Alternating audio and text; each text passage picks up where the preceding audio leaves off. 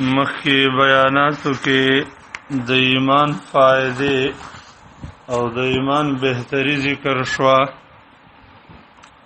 نو نن بد الله رب العالمین ففضل او توفیق سره هغه امور او هغه کارونه ذکر کو چې د سشي د وجه نه ایمان خرابېږي، د ایمان دشمنان دي، ایمان تباہ و برباد کوي، ایمان سالم نه پریدي. چې اوسو سيزونه دي چې د هغې د وجې نه ایمان ته ضربه رسیږي، لکه څرنګه چې یو قائل ذکر کوي انی بولیت باربع یرمیننی بالنبل قد نصبوا علی الشراک ابلیس والدنیا ونفس والهوى من أين أرجو بينهن فكاكا. یا یو بل قائل ذکر کوي انی بولیت باربع ما سلت الا لعظم بلیتی وشقائی ابلیس والدنیا ونفسی والهوى کیف الخلص وكلهم اعدائی. سلورو لوی دشمنانو باندې زه اخته شویم، ابلیس دی، دنیا دا، نفس دی، خواهشات دی، دینه به سړی څرنګه خلاص. یقیني د ایمان اولنې دشمن چې دی هغه ابلیس. الله رب العالمین په وړاندې باندې هغې قسم کړی دی چې زه به دا خلک ایمان ته سالم نه پرېږدم، ضرور به دا ګمراه کوم. الله رب العالمین دا قول ذکر کوي چې ابلیس ویل چې فبعزتک لاغوینهم اجمعین، زما د ستا په عزت قسم وي زه به د ابلیس د آدم علیه السلام بچیان ټول ګمراه کوم. ښي طرف نه به راځم، ګس طرف نه به راځم، مخې نه به راځم، شاته به راځم، او څوک به ورپکې شکرګزار بندگان بیا نه مومي. همدغه وجه ده چې ابلیس چې سحر شي، ابلیس خپل تخت په اوبو باندې کیږي او خپل بچیان د انسانانو د ګمراه کولو دپاره مختلفو علاقو ته لیږي. هغه بچی ورته ډېر زیات محبوب وي چې ډېره لویه هلاکت او لوی ګناهونه یې پېښ کړي. هر سړی راځي او هغې هر یو بچی راځي او دا ترېنه کارګزاري اوري، هر یو چې وای ما دا کار وکړ ورته هېڅ هم دې نه دی کړي، تر دې پورې چې یو انسان یو بچی رش او دا ووایي چې دا سړی ما پرې نه ښوده تر دې چې د ده او د ده د بیبي تر مابین مې اختلاف واچو. نو دا دغې ته نهایت زیات خوشحاله شي او غاړه وله ورکي او ورته وایي چې ته زما صحیح بچی یې.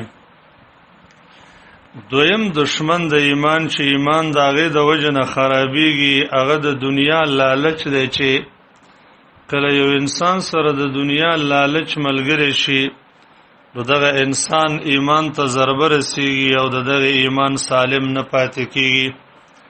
دغه وجه ده چې قرآن کریم کې الله رب العالمین د دنیا مذمت بیانوي او دا فرمایي چې ستاسو مالونه ستاسو دشمنان دي، او فرمایي چې یا ایها الذین آمنوا لا تلهیکم اموالکم ولا اولادکم عن ذکر الله.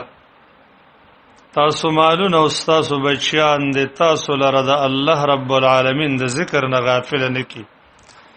قرآن کریم کې الله رب العالمین د یو عالم واقعه ذکر کوي چې هغې ته الله رب العالمین لوی مقام ورکړی او لوی شان یې ورته ورکړی، لیکن هغې دنیا طرف ته میلان وکړ، د دنیا لالچ هغې لره د دنیا نه مرتد رخصت کړ.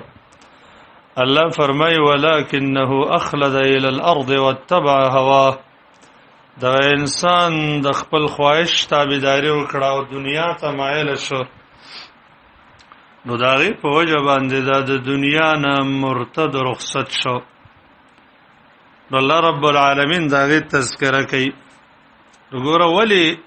ځکه چې دې د دنیا سره مینه او د دنیا د مینې او محبت د وجې نه دا د الله رب العالمین د دین نه محروم شو. ځکه نبی کریم صلی الله علیه وسلم فرمایي دا دنیا سرسبز ده او ډیره خوږه ده. الله تاسو په کې دې د پاره مقرر کړی، الله ګوري چې تاسو څه کوئ. بیا فرمایي فتقوا الدنیا، د دنیا نه ځان وساتئ. دریم دښمن د ایمان چې ایمان ته سخت ضربه ورسي او داغه د وجه نه د انسان ایمان بچ کېدل نشي، هغه بدترین ملګری بدترین دوستان دي. ځکه هر یو انسان چې د هغه د خپل دوست نه متاثر کیږي، داغه په نقش قدم او کردار باندې روان وي. دیو جن نبی کریم صلی الله علیه وسلم فرمای المرء علی دین خلیل فلینظر احدکم من یخالل. سړی د خپل خلیل او د خپل دوست په دین باندې هر سړی دی وګوري چې د چا سره دوستی ده. که د نیک انسان سره دوستی و دا انسان به نیک وي، او که د بدترین انسان سره دوستی و نو دا به بدترینی.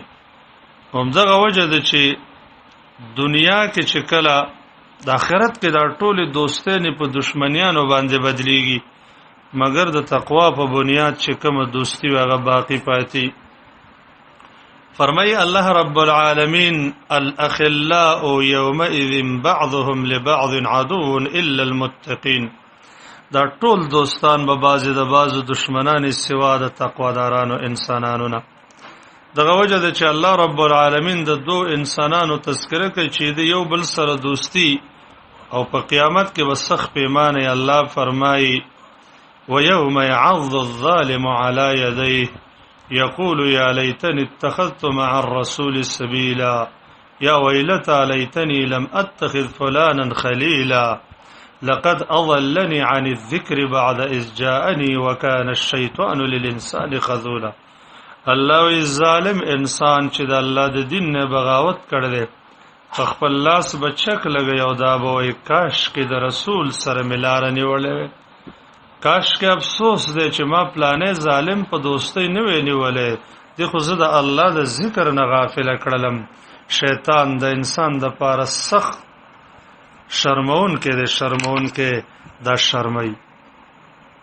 همدغه وجه ده چې پورز د قیامت به د بد مرګري المارمان سړی کوي چې کاش کې چې زی وینم او سمې د خپل د خپو د لاندې کړم. د دې ارمان به کې الله ته وایي ربنا ارنا الذين اضلانا من الجن والانس نجعلهما تحت اقدامنا ليكونا من الاسفلين. کاش کې چې الله ما ته غدو ملګری زرا او خو چې زی نهایت زیات گمراه کړی یم چې د قدمونو د لاندې کو.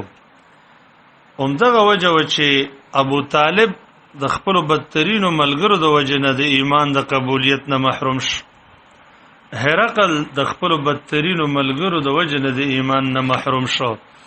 نو په دې بنیاد باندې نو بل بدترین ملګری بل هغه سی چې داغه د وجه نه د ایمان تباہی او بربادی راځي، هغه خواهشات نفسانی دي. چې کله یو انسان د خپل خواهش تابع وي، د انسان د ایمان نه محروم کیږي، ایمان ورته نه نصیب کیږي.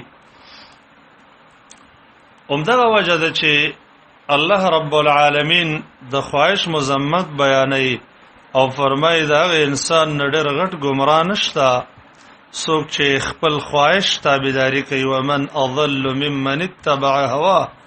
دا چانه ډېر غټ ګمراه انسان نشته چې څوک د خپل خواهش تابعداري کوي.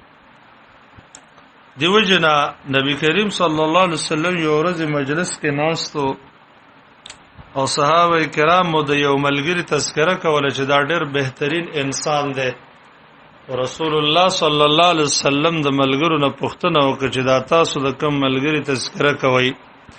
دی به مرګ ډېر یاد او هل کان صاحبکم اکثر ذکرا للموت. د تاسو د ملګری به دا مرګ ډېر زیات یادو؟ ویل نه، مرګ خو ډېر نه یادو. ویل د خپل نفس خواهشات به ډېر زیات پرې خودل. هغه ورته ویل چې نه دایم نه کول. ویل تاسو بیا غلی شئ، دا ستاسو ملګری دغه مقام ته نه دی رسېدلی کوم چې تاسو یادوئ.